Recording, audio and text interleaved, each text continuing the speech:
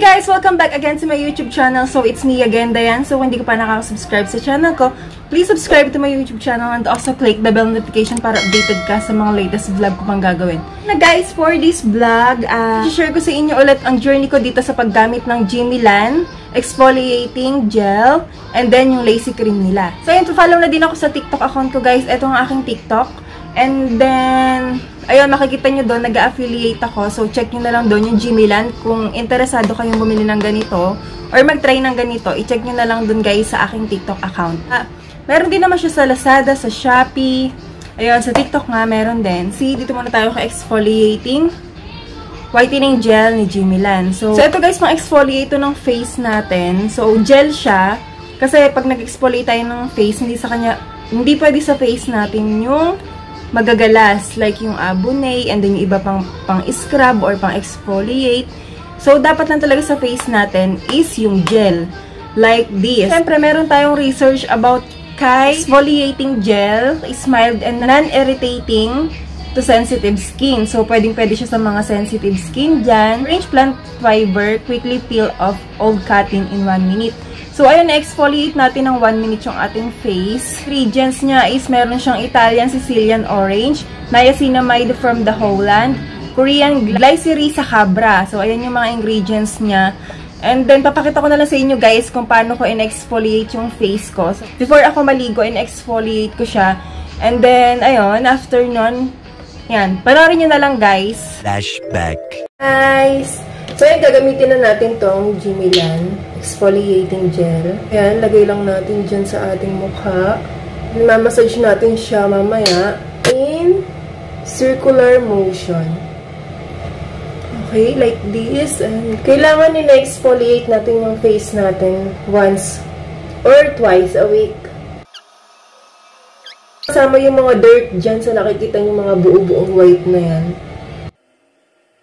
So, yung amoy ni Orange Jimilan is, amoy ano siya, medyo parang ma-orange-orange na light ang amoy na medyo may asim.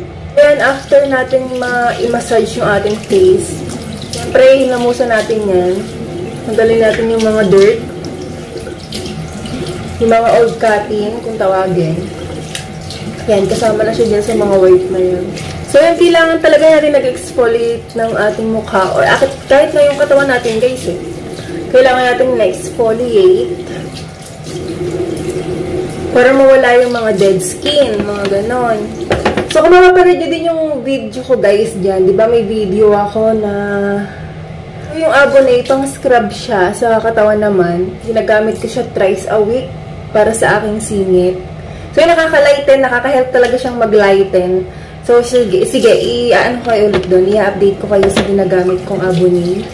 By the way, ayun, eto, okay na natin gamitin. After nito, papakita ko sa inyo guys, etong si Gluta Whitening Lacy Cream. End of flashback.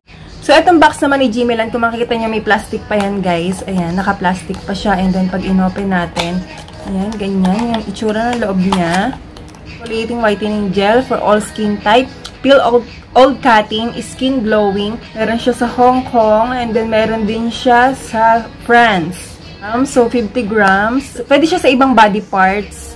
Like, sa singit natin, sa neck, sa leg, and then sa underarm. Naman tayo kay, eto, kanilang lacy cream. Bakit nga ba lacy cream? So, ayan, para daw to sa mga tamad din. Or, kaya yung gusto nyo instant white agad yung inyong face, na i-apply nyo lang to, instant white na siya agad.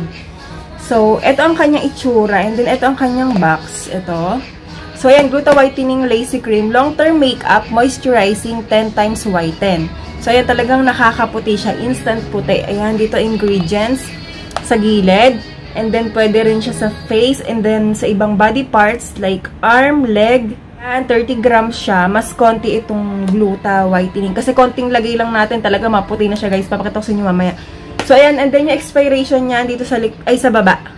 Same lang dito sa kanyang exfoliating gel. Ang ganda ng mga packaging niya, diba guys? Ayan o, may mga plastic pa yan, kaya kumikinang-kinang. Ayan, okay. Tapos na tayo dito kay exfoliating gel. So, napaka-importante mag-exfoliate tayo twice a week ng ating mukha or ng ating body parts.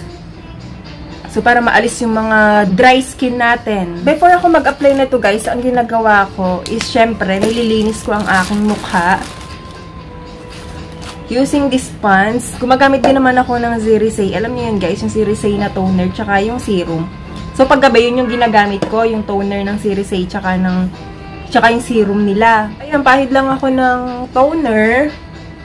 And then, nag-a-apply ako ng sunscreen. Kasi wala siyang sunscreen eh. Mas okay na yung mag-sunscreen tayo everyday. Tapos kada labas natin, syempre importante na nagsa-sunscreen tayo. Dahil napakainit ng araw ngayon guys.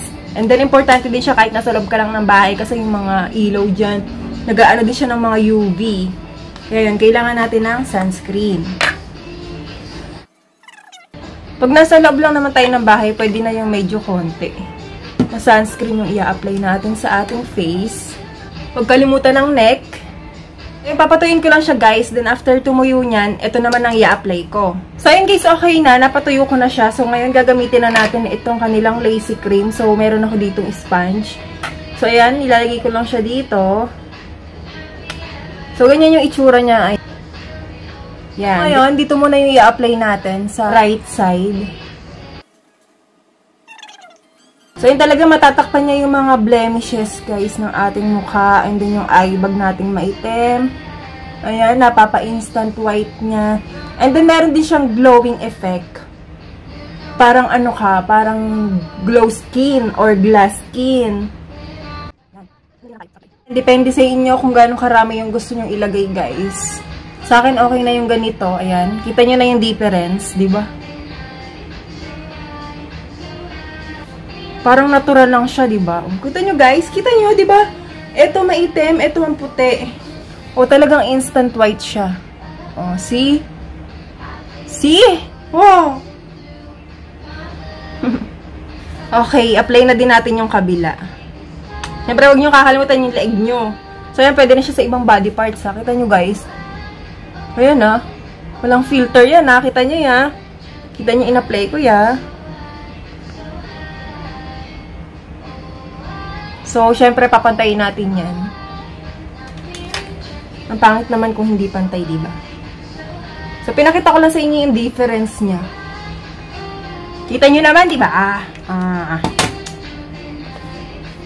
Sabi sa inyo para to sa mga tamad eh. Hindi nyo na kailangang mag-liquid foundation, hindi nyo na kailangan mag-contour, mag-concealer. Kasi parang ano na siya, 3-in-1. Ang kailangan nyo lang is sunblock. So, syempre, lalo pag lalabas, diba? Importante ang sunblock. Woo! So, ayan, naiwan na yung leg natin. Charan! So, ayan, kita nyo guys, naiwan na yung aking leeg. Lagyan natin para hindi naman pangit tingnan.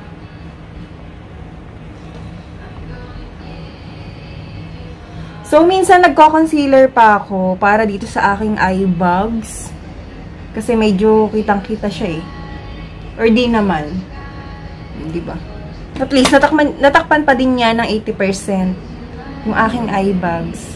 Ayan, patuyuin natin ulit ng mga ilang minuto. So, tingnan nyo pag in-applyan ko siya ng concealer pa. Sayang.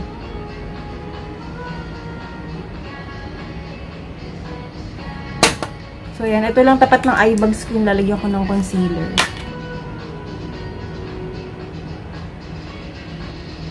So, ayan. Pag nagme-makeup tayo or pag nagko-concealer daw tayo, guys, sabi nung sales lady sa nabilan ko sa Watsons, kailangan, una, tap-tap mo lang siya na ganyan.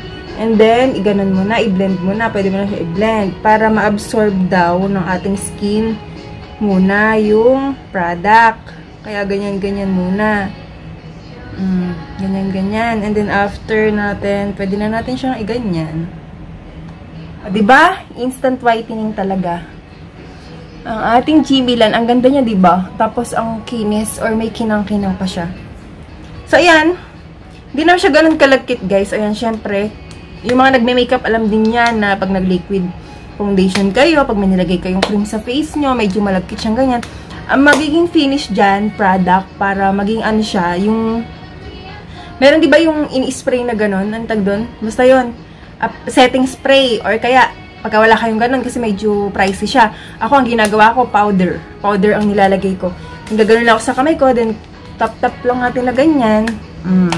Panalo na. Hindi na siya, hindi na siya malagkit. Huwag lang sa sobrahan ng dami kasi mawawala yung pagka-glowing niya. Kita niyo yan, di ba? Nagre-reflect sa sa ilaw. So, ayan, mag-blush on lang tayo. Kahit blush on, tsaka lip tint ka lang dyan, pack ka na. Ready to go na, mami. Yan yung ating kilay. Kilay is life ng mga girly dyan. Ito talaga lagi kong problema, itong kaliwang kilay ko. Kayo din ba? Comment nga kayo dyan, guys. Laging ito yung parang hindi natin mapantay. Kahit anong gawin mong pag-aayos parang siya, hindi pa na siya ayos Paano naman makisama ka ngayon? Kasi nag-vlog tayo. Mukha nakikisama ya. Mas maganda pa rin talagang ayusan itong kanan. Saka mas okay yung buhok ko dito ng ating kilay sa kanan. Hindi na lang ating kilay, okay na. Tatapos ko na to. So, ayan guys, okay na tong kilay na to. So, ayan, ganyan lang yung ating look. Yan. Diba, ang laki na ng pinagbago ng ating look dahil dito sa ating Jimilan. Lazy cream. Lazy cream. Ang galing niya talaga, guys. Kaya saktong-sakto naubos yung aking liquid foundation. Ito na lang yung ginamit ko, pero hindi naman nakakasisi na ito yung ating ginamit dahil kita niyo naman yung result. Ayan, din yung sa malapitan, guys. See, ganda. So, magkano to, guys?